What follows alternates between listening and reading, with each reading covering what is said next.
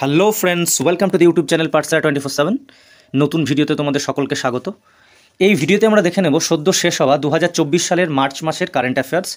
এখানে আমরা total 40টা current affairs দেখে নেব, যেগুলো আপকামিং এক্সাম, যেমন ডাব্লিউবি কনস্টেবল, কেপি কনস্টেবল বা পিএসসি মিসলেনিয়াস বা পিএসসি ক্লার্কশিপে যে প্রিলিমিনারি এক্সাম সামনে রয়েছে, সেগুলো যেন খুব ইম্পর্টেন্ট হতে চলেছে। সময় নষ্ট করছি না, তো চলে আসছি ভিডিওতে।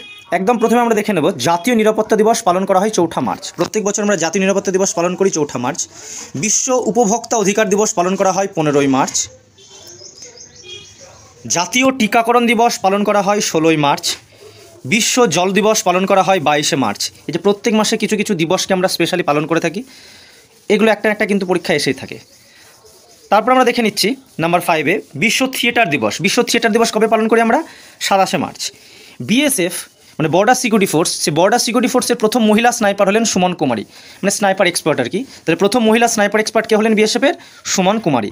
নেক্সট নাম্বার 6-7 হবে, এটা একটু নাম্বারিংয়ে ভুল হয়ে গেছে, যে স্লাইস কোম্পানি নয়নতারাকে তাদের নতুন ব্র্যান্ড অ্যাম্বাসেডর হিসেবে নিযুক্ত করলো। নয়নতারা নতুন একটা সিনেমা রিসেন্টলি তোমরা দেখলে ফ্রেন্ডস, বলিউডে এসেছিল শাহরুখ খানের সঙ্গে। সেই স্লাইস কোম্পানি তাদের ব্র্যান্ড অ্যাম্বাসেডর নিযুক্ত করলো কাকে? না, নয়নতারাকে। নেক্সট নাম্বার 7, জ্ঞানেশ কুমার এবং সুখবীর সাধু, এরা হলেন নতুন নির্বাচন কমিশনার। মানে ভারতের যে ইলেকশন কমিশন আছে, তাতে দুজন কমিশনার হিসেবে নতুন নিযুক্ত হলেন। তাদের নাম কি? জ্ঞানেশ কুমার এবং সুখবীর সাধু। নেক্সট নাম্বার 8, পশ্চিমবঙ্গের ডিজিপি, রিসেন্টলি পশ্চিমবঙ্গের ডিজিপি পরিবর্তিত হয়ে গেল, তো নতুন ডিজিপি পদে নিযুক্ত হলেন কে? না, সঞ্জয় মুখার্জি। নেক্সট নাম্বার 9, হংস মিত্র, ইনি হলেন ইউপিএসসি ডিরেক্টর পদে নিযুক্ত হলেন, ইউনিয়ন পাবলিক সার্ভিস কমিশন। সেই ইউনিয়ন পাবলিক সার্ভিস কমিশনের নতুন ডিরেক্টর হলেন কে? না, হংস মিত্র। নেক্সট, ভারতীয় লেখক অমিতাভ ঘোষ, ইনি এরাসমাস প্রাইজ জিতলেন। 2024 সালে যে এরাসমাস প্রাইজ, এটি কে জিতলেন? ভারতীয় লেখক অমিতাভ ঘোষ। এখানে অনেকগুলো প্রশ্ন আসতে পারে যে এরাসমাস প্রাইজ কিসের জন্য দেওয়া হয়, তো বুঝতেই পারছো লেখককে দেওয়া হলো, মানে লিটারেচার ফিল্ডে দেওয়া হয়। জিতলেন কে? ভারতীয় লেখক অমিতাভ ঘোষ। এই প্রসঙ্গে তোমরা আরেকটা জিনিস দেখে নেবে, বা আমাকে কমেন্ট বক্সে তোমরা কমেন্ট করবে অমিতাভ ঘোষের লেখা আরও কতগুলো কিছু বইয়ের নাম তোমরা কমেন্ট বক্সে আমাকে অবশ্যই লিখে জানাবে, সেগুলো হয়তো চলে আসতে পারে। নেক্সট নাম্বার 11, 2024 সালের মিস ওয়ার্ল্ড শিরোপা কে জিতলেন? প্রত্যেক বছর মিস ওয়ার্ল্ড চ্যাম্পিয়নশিপ হয়, তো এবছরের 2024 সালের মিস ওয়ার্ল্ড জিতলেন কে? চেক রিপাবলিকের ইনি, এনার নাম হচ্ছে ক্রিস্টিনা সিজকোভা, চেক রিপাবলিকের ইনি হলেন 2024 সালের miss world. Next number 12, Oppenheimer, খুব ভালো সিনেমা, সময় পেলে তোমরা দেখে নিও। সে ওপেনহেইমার হলো 2024 সালের যে অস্কার অ্যাওয়ার্ড দেওয়া হলো, তাতে বেস্ট ফিল্ম বিভাগে পুরস্কৃত কোন সিনেমাকে করা হলো? ওপেনহেইমার। এই ওপেনহেইমার সিনেমার যিনি মুখ্য চরিত্রে অভিনয় করেছেন, তিনি বেস্ট অ্যাক্টর হিসেবে পুরস্কার জিতেছেন। তো ওপেনহেইমার হলো 2024 সালে বেস্ট ফিল্ম বিভাগে অস্কার অ্যাওয়ার্ড জিতলেন। নেক্সট নাম্বার 13 বা 13, ভুটানের সর্বোচ্চ নাগরিক সম্মান পেলেন ভারতের প্রধানমন্ত্রী নরেন্দ্র মোদী। কিছুদিন আগেই ভারতের প্রধানমন্ত্রী নরেন্দ্র মোদীকে ভুটানের সর্বোচ্চ নাগরিক সম্মান দেওয়া হলো। এখন প্রশ্ন এটাও আসতে পারে ভুটানের সর্বোচ্চ নাগরিক সম্মানটির নাম কি? ভুটানের সর্বোচ্চ নাগরিক সম্মানটির নাম হচ্ছে অর্ডার অফ দ্য ড্রাক গ্যালপো। এই সর্বোচ্চ নাগরিক সম্মান দেওয়া হলো ভারতের প্রধানমন্ত্রী নরেন্দ্র মোদীকে। নেক্সট নাম্বার 14, 2024 সালের অ্যাবেল প্রাইজ পেলেন ফ্রান্সের মিচেল ট্যালাগ্র্যান্ড। 2024 সালে যে অ্যাবেল প্রাইজ দেওয়া হলো, এটা কে পেলেন? ফ্রান্সের মিচেল ট্যালাগ্র্যান্ড। ইনি একজন হচ্ছেন গণিতজ্ঞ। তো এই প্রসঙ্গে একটা কথা, অ্যাবেল প্রাইজ সবসময় ম্যাথ ফিল্ডে দেওয়া হয়। যে কতগুলো ফিল্ডে অস্কার অ্যাওয়ার্ড নোবেল পুরস্কার দেওয়া হয়, তোমরা কমেন্ট বক্সে আমাকে কমেন্ট করবে, তার মধ্যে কিন্তু ম্যাথ দেওয়া হয় না। তো এই অ্যাবেল প্রাইজকে কিন্তু বলা হয় ম্যাথের Oscar. I am very sorry, আরেকবার, ম্যাথের নোবেল বলা হয় কাকে? না, অ্যাবেল পুরস্কারকে বলা হয় ম্যাথের নোবেল। মানে নোবেল পুরস্কার যদি ম্যাথের দিক থেকে দেওয়া হতো, তাহলে সেটা সেই সমপরিমাণ সমান গুরুত্বপূর্ণ হচ্ছে কোনটা? না, অ্যাবেল প্রাইজ। সেটি কে পেলেন? ফ্রান্সের মিচেল ট্যালাগ্র্যান্ড। নেক্সট নাম্বার 15, বিশ্বের পুয়ারেস্ট এয়ার কোয়ালিটি সম্পন্ন রাজধানী শহর হলো ভারতের রাজধানী দিল্লি। বিশ্বের বিভিন্ন শহরের রাজধানীগুলো তাদের এয়ার কোয়ালিটির দেখা হয়েছে, তাতে সবথেকে পুয়ারেস্ট এয়ার কোয়ালিটি, মানে সবথেকে দূষিত যদি কোনো দেশের রাজধানী হয়ে থাকে, সেটা হচ্ছে ভারতের রাজধানী দিল্লি। বিহারের বেগুসরাই, এটা একটা শহর, এটি হচ্ছে এখন বর্তমানে বিশ্বের সবথেকে দূষিত শহর। তাহলে আমরা কিন্তু খুব খারাপ জায়গায় আছি। দিল্লি ভারতের রাজধানী, পৃথিবীতে যত দেশ আছে সে সমস্ত রাজধানীর মধ্যে সবথেকে বাতাসের কোয়ালিটি খারাপ, মানে দূষণে ভর্তি, এবং বিশ্বের সবথেকে দূষিত শহর হচ্ছে বিহারের Begusarai. Next number 17, world happiness report 2024, মানে কোন দেশের মানুষ কত খুশি থাকে, সেই যে রিপোর্ট বের করা হয়েছে, তাতে ভারতের স্থান হচ্ছে কত? 126, এবং টপে রয়েছে কিনা ফিনল্যান্ড। নাম্বার 1 পজিশন হোল্ড করছে ফিনল্যান্ড, আর ভারতের র্যাঙ্ক হচ্ছে কত? না, 126। নেক্সট 2027 ওয়ার্ল্ড অ্যাথলেটিক্স চ্যাম্পিয়নশিপ কে হোস্ট করবে? 2027 সালে যে ওয়ার্ল্ড অ্যাথলেটিক্স চ্যাম্পিয়নশিপ হবে, সেটাকে হোস্ট করবে চীনের বেইজিং শহর। নেক্সট সারফদ্দৌলা হচ্ছেন একজন আম্পায়ার, তিনি বাংলাদেশের আম্পায়ার। ইনি হলেন প্রথম আইসিসি এলিট আম্পায়ার। প্রত্যেক বছর আইসিসি যে ক্রিকেট কাউন্সিল আছে ইন্টারন্যাশনাল, সেই ইন্টারন্যাশনাল ক্রিকেট কাউন্সিল তাদের এলিট আম্পায়ারের লিস্ট বার করে, তাতে বাংলাদেশের প্রথম আম্পায়ার হিসেবে সেখানে স্থান পেলেন কে না সারফদ্দৌলা। খুব গর্বের ব্যাপার বাংলাদেশের জন্য।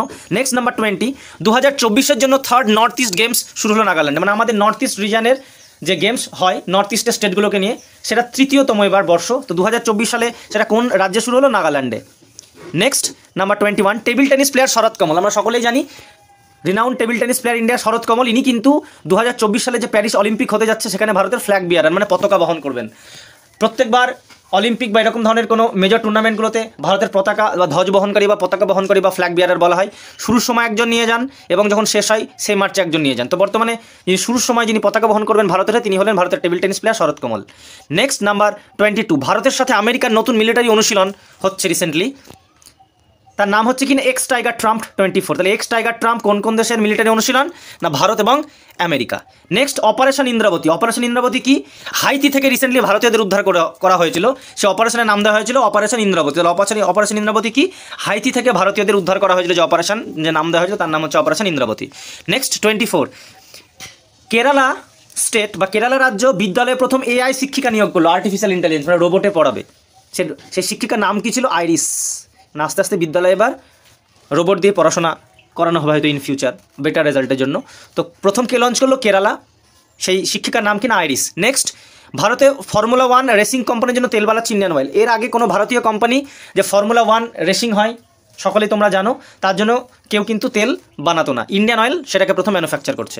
নেক্সট 26, দিল্লিতে প্রথম ভারতের আয়ুর্বেদিক ক্যাফে চালু হলো। ভারতের প্রথম আয়ুর্বেদিক ক্যাফে কোথায় চালু হলো? না ভারতের রাজধানী দিল্লিতে। Next, ISRO, Indian space research organization যা আছে ইসরো, সেটা তাদের পুনর্ব্যবহারযোগ্য লঞ্চ ভেহিকেল সফল পরীক্ষা করলো। পুনর্ব্যবহারযোগ্য লঞ্চ ভেহিকেল মানে ধরো কোনো স্যাটেলাইটকে মহাকাশে লঞ্চ করানো হবে, সেটা তো একটা ভেহিকেলের সাহায্যে বয়ে নিয়ে যাবে, সেটাকে বলা হয় লঞ্চ ভেহিকেল। তো এতদিন পর্যন্ত ইসরো কী করতো? যেটাকে লঞ্চ ভেহিকেল একবার ব্যবহার করলে সেটাকে আর দ্বিতীয়বার ব্যবহার করতে পারতো না।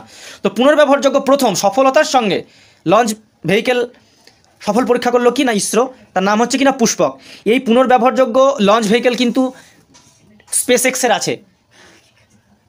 সে স্পেস এক্সের মালিককে, তিনি বর্তমানে কিন্তু এক্স হ্যান্ডেল বা টুইটারের মালিক সে। তোমরা কমেন্ট বক্সে আমাকে লিখে জানাবে। নেক্সট 28, সুইডেন হলো নাটো। নাটো মানে নর্থ আটলান্টিক ট্রিটি অর্গানাইজেশন। সে নাটোর 32তম সদস্যপদ গ্রহণ করলো। মানে নাটোর বর্তমানে তাহলে মেম্বার কতগুলো? না 32তম। এবং সর্বশেষ কোন দেশ এর মেম্বারশিপ গ্রহণ করলো? না সুইডেন। নেক্সট, নকটিস। নকটিস হলো একটা বিশাল আগ্নেয়গিরি, নাম দেওয়া হয়েছে। এটাকে কোথায় রিসেন্ট আবিষ্কৃত করা হয়েছে? মঙ্গল গ্রহে। তাহলে মঙ্গল গ্রহে রিসেন্ট একটা আগ্নেয়গিরি আবিষ্কৃত হয়েছে, তার নাম হচ্ছে নকটিস। Next 30, Panama. পানামাকে ইন্টারন্যাশনাল সোলার অ্যালায়েন্সে 97তম সদস্যপদ দেওয়া হলো। International solar alliance ISA. এই আইএসএকে কিন্তু ইন্ডিয়া লিড করে। তোমাদেরকে কমেন্ট বক্সে আমাকে লিখে জানাতে হবে এই যে ইন্টারন্যাশনাল সোলার অ্যালায়েন্স এর হেডকোয়ার্টার কোথায় আছে। আমি ক্লু দিয়ে দিয়েছি, ইন্ডিয়া কিন্তু এটাকে হেড করে। তো সেখানে 97তম সদস্যপদ দেওয়া হলো কাকে? না পানামাকে। নেক্সট, এই প্রসঙ্গে প্রধানমন্ত্রী বলেছিলেন যে ইন্ডিয়া হচ্ছে সূর্যপুত্র। আমি এটুকু হিন্টস দিয়ে দিলাম। Next 31, Amul Indian company. সে আমুল ইন্ডিয়ান কোম্পানি রিসেন্ট আমেরিকাতে একটা পণ্য লঞ্চ করতে চলেছে, তার নাম হচ্ছে কিনা তাজা দুধ। তাহলে আমুল তাজা দুধ নামে একটা পণ্য লঞ্চ করবে আমেরিকাতে। নেক্সট, আমেরিকার চিকিৎসকরা শূকরের কিডনি মানব শরীরে সফলতার সঙ্গে প্রতিস্থাপন করলো। মানে শূকরের কিডনিকে মানব শরীরে প্রতিস্থাপন করলো। কোথাকার চিকিৎসকেরা? না আমেরিকার চিকিৎসকেরা, এবং সফলতার সঙ্গে। নেক্সট, এটা বলতে হবে যে আমাদের চিকিৎসা বিজ্ঞানের জন্য একটা সাংঘাতিক বড় অ্যাচিভমেন্ট। নেক্সট 33, থাইল্যান্ড বিনোদনমূলক গাঁজার ব্যবহার নিষিদ্ধ করতে চলেছে। মানে থাইল্যান্ড ব্যাংকক গেলে পরে বিনোদনের জন্য যে গাঁজার ব্যবহার করা হতো র্যান্ডামলি, সেটাকে নিষিদ্ধ করতে চলেছে কিন্তু Thailand government. Next 34, France government recently গর্ভপাতকে মানে অ্যাবর্শনকে কিন্তু তাদের কনস্টিটিউশনাল রাইট বা সাংবিধানিক অধিকার হিসেবে স্বীকৃতি দিতে চলেছে। মানে কেউ অ্যাবর্শন করাতেই পারে বা গর্ভপাত করাতেই পারে, সেটাকে কনস্টিটিউশনাল রাইট বা সাংবিধানিক অধিকার হিসেবে স্বীকৃতি দিতে চলেছে কিনা ফ্রান্স। ফ্রান্স হচ্ছে একটা ইউরোপিয়ান কান্ট্রি, ইউরোপ মহাদেশে অবস্থিত। তোমাদেরকে ফ্রান্সের ক্যাপিটাল বা ফ্রান্সের রাজধানীকে আমাকে কমেন্ট বক্সে তোমরা অবশ্যই লিখে জানাবে। একটা কথা বলছি ভিডিওটির মাঝখানে, ভিডিওটি ভালো লাগলে অবশ্যই একটা লাইক, এবং যারা চ্যানেলে নতুন চ্যানেলকে সাবস্ক্রাইব করে নিও এবং বন্ধুদের সঙ্গে শেয়ার করে নিও। এগুলো তোমাদের আপকামিং এক্সামের জন্য খুবই ইম্পর্টেন্ট হতে যাচ্ছে। নেক্সট 35, সম্প্রতি পশ্চিমবঙ্গের muslin sari geographical indication tag পেলো, যেটাকে আমরা বলি GI tag, geographical indication tag. সম্প্রতি কাকে দেওয়া হলো? পশ্চিমবঙ্গের মসলিন শাড়িকে। নেক্সট 36, অরুণাচল প্রদেশের 26তম জেলার নাম হলো কেই পানিয়র। মানে বর্তমানে অরুণাচল প্রদেশের কতগুলো জেলা? না 26টি, এবং একদম সর্বকনিষ্ঠ মানে সব একদম রিসেন্ট কোনটা হলো 26তম জেলা? না কেই পানিয়র। নেক্সট 37, ইন্ডিয়ান নেভি তাদের নতুন হেডকোয়ার্টার পেলো, ইন্ডিয়ান নেভি তাদের নতুন হেডকোয়ার্টার পেলো, তার নাম হচ্ছে কিনা নৌসেনা ভবন। তাহলে নৌসেনা ভবন হচ্ছে ইন্ডিয়ান নেভির নতুন হেডকোয়ার্টার, যেটা অবস্থিত হচ্ছে দিল্লি ক্যান্টনমেন্টে। তাহলে নৌসেনা ভবন যেটা অবস্থিত দিল্লি ক্যান্টনমেন্ট, সেটা কি? সেটা হচ্ছে ইন্ডিয়ান নেভির নতুন হেডকোয়ার্টার। নেক্সট, তেলেঙ্গানায় 900 বছরের পুরনো চালুক্য বংশের শিলালিপি পাওয়া গেল। রিসেন্টলি 900 বছরের পুরনো যে চালুক্য বংশ ছিল আমাদের সাউথের, তাদের শিলালিপি পাওয়া গেল কোথায়? না তেলেঙ্গানাতে। সম্প্রতি পাকিস্তানকে $1.1 বিলিয়ন দিয়ে সাহায্য করবে IMF, international monetary fund. IMF সম্প্রতি পাকিস্তানকে $1.1 বিলিয়ন আর্থিক সাহায্য করবে। Next, last but not the least, ভারতের প্রথম চালকবিহীন মেট্রো ট্রেন চালু করা হবে কিন্তু বেঙ্গালুরু। বেঙ্গালুরু কোথাকার রাজধানী ফ্রেন্ড? কর্ণাটকের রাজধানী।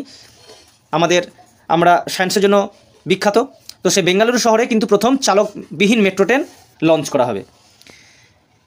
আরেকবার বলছি, ভিডিওটি ভালো লাগলে একটা লাইক, এবং যারা চ্যানেলে নতুন সাবস্ক্রাইব করে নিও। পার্সেল 24/7 এডুকেশন ফর অল, এখানে তোমরা প্রত্যেকটা সাবজেক্টে আলাদা আলাদা ভিডিও পেয়ে যাবে। চ্যানেলটিকে একবার ভিজিট করে এসো এবং বেশি করে বন্ধুদের সঙ্গে শেয়ার করে নিও। বেশি কথা বলবো না, শীঘ্রই দেখা হচ্ছে নতুন কোনো ভিডিওতে। এই বলে ভিডিও শেষ করলাম। জয় হিন্দ।